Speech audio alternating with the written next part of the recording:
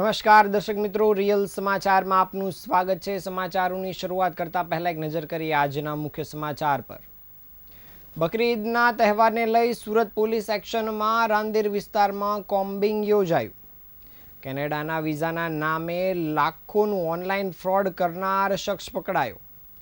વેડ road પર traffic પોલીસની ખાસ ડ્રાઈવ યોજાઈ। ગેરકાયદેસર લારી ગલ્લા દૂર કરાયા। બાઇક ચોરી કરી એન્જિન તેમજ ચેસિસ નંબર ભૂસી સ્પેર પાર્ટ્સ વેચી નાખતો વાપીનો મેકેનિક પકડાયો। No drugs in Surat city અંતર્ગત એસઓજી પોલીસની કડક કાર્યવાહી। આરોપીઓની કરાઈ ધરપકડ। ઇન્સ્ટાગ્રામ પર પ્રેમ સંબંધનો આવ્યો કરુણ અંત। પ્રેમીના માનસિક ત્રાસથી યુવતીએ જીવન ટૂંકાવ્યું। સમાચાર વિગતે જોઈએ। આગામી બકરી ઈદના તહેવારને ધ્યાનમાં રાખીને સુરત પોલીસ એક્શન મોડમાં આવી ગઈ છે। તહેવાર દરમિયાન શહેરમાં કાયદો અને વ્યવસ્થાની સ્થિતિ જળવાઈ રહે અને કોઈ અનિચ્છનીય બનાવ ન બને તેને લઈને મક્કમ હેતુ સાથે પોલીસ દ્વારા સઘન કામગીરી શરૂ કરી દેવામાં આવી છે। આગામી સમયમાં બકરી ઈદનો તહેવાર આવી રહ્યો છે, ત્યારે શહેરમાં કોઈ અનિચ્છનીય બનાવ ન બને અને તહેવાર શાંતિપૂર્ણ વાતાવરણમાં ઉજવાય તે માટે પોલીસ દ્વારા કોમ્બિંગ હાથ ધરવામાં આવ્યું હતું। આયોજનના ભાગરૂપે રાંદેર પોલીસ સ્ટેશનના હદ વિસ્તારમાં પોલીસના ઉચ્ચ અધિકારીઓના કાફલા સાથે કોમ્બિંગ તેમજ ફૂટ પેટ્રોલિંગ હાથ ધરવામાં આવ્યું હતું। આ કોમ્બિંગમાં પોલીસ ઉચ્ચ અધિકારીઓ સહિત સ્થાનિક પોલીસ મથકના અધિકારીઓ અને મોટી સંખ્યામાં પોલીસ કર્મચારીઓ જોડાયા હતા। પોલીસે સંવેદનશીલ વિસ્તારમાં પેટ્રોલિંગ કરીને કડક ચેકિંગ હાથ ધર્યું હતું અને સુરક્ષા વ્યવસ્થા મજબૂત કરવાના પગલે જીપી એક્ટ હેઠળ અસામાજિક તત્વો સામે કટકાતી પગલાં પણ લેવાયા છે। બીજી તરફ તહેવાર શાંતિપૂર્ણ અને ભાઈચારાના વાતાવરણમાં ઉજવાય તે માટે પોલીસના ઉચ્ચ અધિકારીઓ દ્વારા સ્થાનિક અગ્રણીઓ સાથે શાંતિ સમિતિની બેઠક પણ યોજવામાં આવી હતી।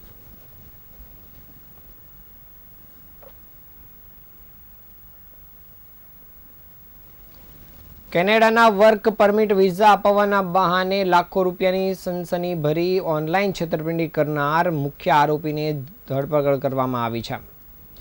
સુરત સાયબર ક્રાઇમ સેલ દ્વારા આ મોટી સફળતા મેળવવામાં આવી છે। પોલીસે પંજાબના મોહાલી ખાતેથી આરોપી અમિત મહિન્દરસિંહ સોનીની ધરપકડ કરી છે। આરોપી મોહાલી જેવા હાઈટેક સિટીમાં વર્ષ 2022થી 25 દરમિયાન વિઝા કન્સલ્ટન્સીના ક્ષેત્રમાં સક્રિય પ્રોફેશનલ તરીકે કામ કરતો હતો અને ત્યાં પેઢી ચલાવતો હતો। આ પેઢીની આડમાં તે વિદેશ જવા ઈચ્છુક ભોળા નાગરિકોને સોશિયલ મીડિયાના માધ્યમથી ફસાવી તેની સાથે છેતરપિંડી આચરતો હતો। ડીસીપી બિશાખા જૈન દ્વારા આપેલી વિગત અનુસાર આરોપી અમિત સોની ડિજિટલ પ્લેટફોર્મનો વ્યાપક દુરુપયોગ કરતો હતો। તે ફેસબુક અને ઇન્સ્ટાગ્રામ પર કેનેડાના વર્ક પરમિટ વિઝા તેમજ વિવિધ કામગીરીના ઇમિગ્રેશન વિઝા સરળતાથી અપાવવાની લોભામણી અને આકર્ષક જાહેરાત આપતો હતો। જ્યારે કોઈ જરૂરિયાતમંદ વ્યક્તિ અથવા સ્થાનિક એજન્ટ ઓનલાઈન સંપર્ક કરતા ત્યારે અમિત સોની પોતાની કન્સલ્ટન્સી ફોર્મનો ભરોસો આપી તેમને વિશ્વાસમાં લેતો હતો અને વિવિધ ફીના નામે લાખો રૂપિયા ઉલેસી લેતો હતો।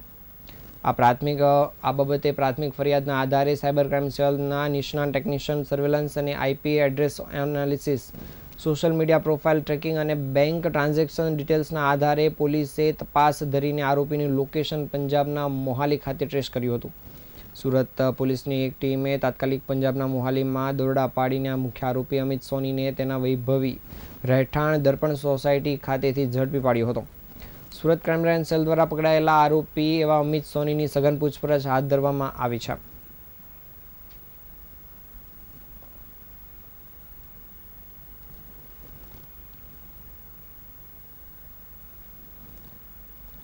સુરત શહેરમાં વધતી જતી ટ્રાફિકની સમસ્યાને ધ્યાનમાં રાખીને ટ્રાફિક પોલીસ દ્વારા ખાસ ડ્રાઈવ હાથ ધરવામાં આવી હતી। કતારગામ વેડ રોડ વિસ્તારમાં વિશેષ ડ્રાઈવનું આયોજન કરવામાં આવ્યું હતું, જેમાં પોલીસ દ્વારા પાલિકાની ટીમ સાથે સંયુક્ત કામગીરી કરીને રસ્તા પર ગેરકાયદેસર રીતે મુકાયેલા લારી ગલ્લાઓ દૂર કરવામાં આવ્યા હતા। આ કામગીરી દરમિયાન રસ્તાને અડચણરૂપ બનેલા અનેક લારી ગલ્લાઓ પાલિકાની ટીમ દ્વારા જપ્ત કરવામાં આવ્યા હતા અને સાથે સાથે ટ્રાફિકના નિયમોનું ઉલ્લંઘન કરતા વાહન ચાલકો વિરુદ્ધ પણ દંડનાત્મક કામગીરી કરવામાં આવી હતી। વેડ રોડ પર છેલ્લા ઘણા સમયથી લારી ગલ્લાના દબાણના કારણે વાહન વ્યવહાર પ્રભાવિત થતો હતો અને સ્થાનિક લોકો માટે ટ્રાફિક સમસ્યા માથાનો દુખાવો બની હતી। ટ્રાફિક પોલીસની આ કામગીરીથી ટ્રાફિક વ્યવસ્થામાં રાહત મળશે તેવી લોકો દ્વારા આશા વ્યક્ત કરાઈ છે।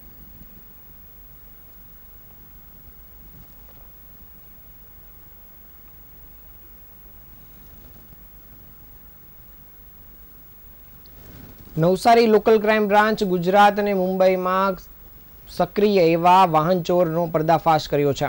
એલસીબીએ એક શાતીર આરોપીને ઝડપી પાડી 9 મોટરસાયકલ, 2 બાઇકના છૂટા સ્પેર પાર્ટ્સ અને રોકડ મળી 3 લાખથી વધુનો મુદ્દામાલ પણ જપ્ત કર્યો છે. આ કાર્યવાહીથી ગુજરાત અને મુંબઈ સહિતના કુલ 6 વણઉકેલાયા ગુનાઓનો ભેદ પણ ઉકેલાયો છે.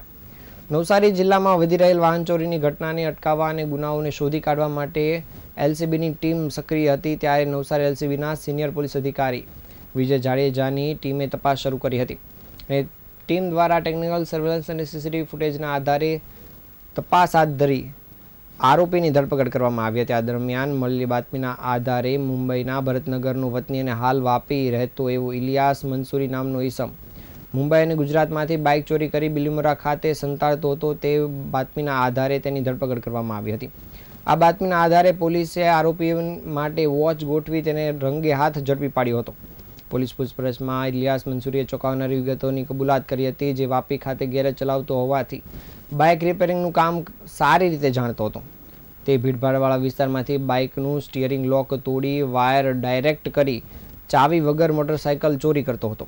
મુંબઈ અને ગુજરાતમાંથી બાઇક ચોરી કર્યા બાદ તે વાપી ખાતે પોતાના ગેરેજમાં લાવી સ્પેર પાર્ટ અલગ કરી અને તેના એન્જિન અને ચેસિસ નંબર પણ ભૂસી નાખતો અને અન્ય સ્પેર પાર્ટને વેચી દેતો હતો. હાલ પોલીસ આરોપીની ધરપકડ કરી આગળની સઘન તપાસ શરૂ કરી છે.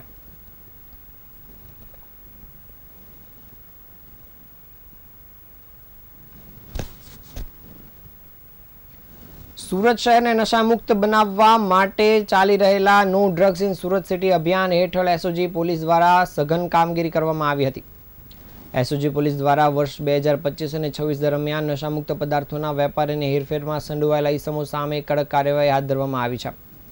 એસઓજી પોલીસ દ્વારા આ સમયગાળા દરમિયાન કુલ 327 નાર્કોટિક્સ સંબંધિત કેસ નોંધવામાં આવ્યા હતા અને કાર્યવાહી દરમિયાન પોલીસે 14 કરોડ રૂપિયાથી વધુનો મુદ્દામાલ પણ કબજે કર્યો હતો.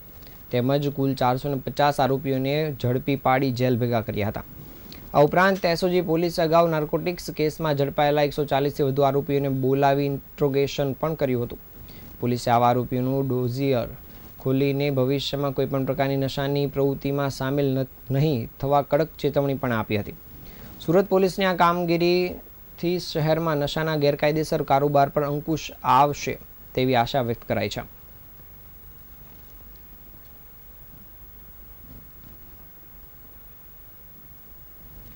સોશિયલ મીડિયા પ્લેટફોર્મ ઇન્સ્ટાગ્રામ પર શરૂ થયેલો પ્રેમ આખરે એક યુવતી માટે જીવલેણ સાબિત થયો છે. ઇન્સ્ટાગ્રામના માધ્યમથી સંપર્કમાં આવેલા પ્રેમીના અસહ્ય માનસિક ત્રાસ અને સોશિયલ મીડિયા પર બદનામ કરવાની ધમકીથી કંટાળીને 26 વર્ષીય યુવતી શિવાની ભદોડિયાએ પોતાના જ ઘરમાં પંખા સાથે દુપટ્ટો બાંધીને જીવન ટૂંકાવ્યું હતું. શિવાનીના પિતાએ ફોન ચેક કરતા વોટ્સઅપ ચેટમાંથી સમગ્ર કાવતરું બહાર આવ્યું હતું, જેના આધારે ભિસ્તાન પોલીસમાં ગુનો નોંધવામાં આવતા પોલીસે આરોપી એવા પ્રેમીની ધરપકડ કરી છે.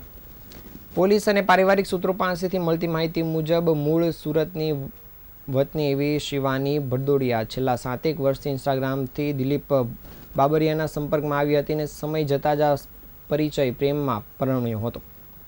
જો કે છેલ્લા કેટલાક સમયથી દિલીપ શિવાની પર અન્ય યુવક સાથે વાત ન કરવા માટે દબાણ કરતો હતો અને શિવાની મુકેશ નામના અન્ય યુવક સાથે વાતચીત કરતી હોવાનો વહેમ રાખી દિલીપ અવારનવાર તેની સાથે ઉગ્ર ઝઘડો કરતો હતો. આરોપી દિલીપ બાબરિયા શિવાની પર સતત માનસિક દબાણ લાવીને ધમકાવતો હતો. તેમજ દિલીપની હેરાનગતિ એટલી હદે વધી હતી કે તે શિવાનીના અંગત ફોટા અને તેમના પ્રેમી સાથેના સંબંધ વિશે તેના પરિવારને કહી દેવાની અને સમાજમાં તેને સંપૂર્ણ રીતે બદનામ કરી મૂકવાની ધમકી આપતો હતો. અસહ્ય બ્લેકમેલિંગ અને માનસિક ત્રાસને કારણે શિવાની ભારે ડિપ્રેશનમાં સરી પડી હતી. પ્રેમીના રોજબરોજના ટોર્ચર અને બદનામીના ડરથી કંટાળીને આખરે શિવાનીએ 20 મેના રોજ જીવન ટૂંકાવવાનું પગલું ભર્યું હતું.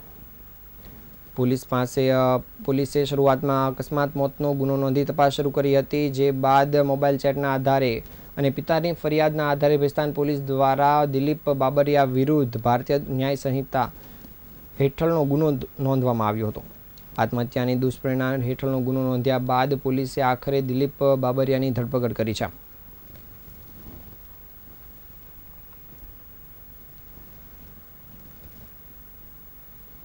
આ હતા આજના સમાચાર. નવા સમાચાર સાથે ફરી મળીશું. ત્યાં સુધી રજા આપશો. નમસ્કાર.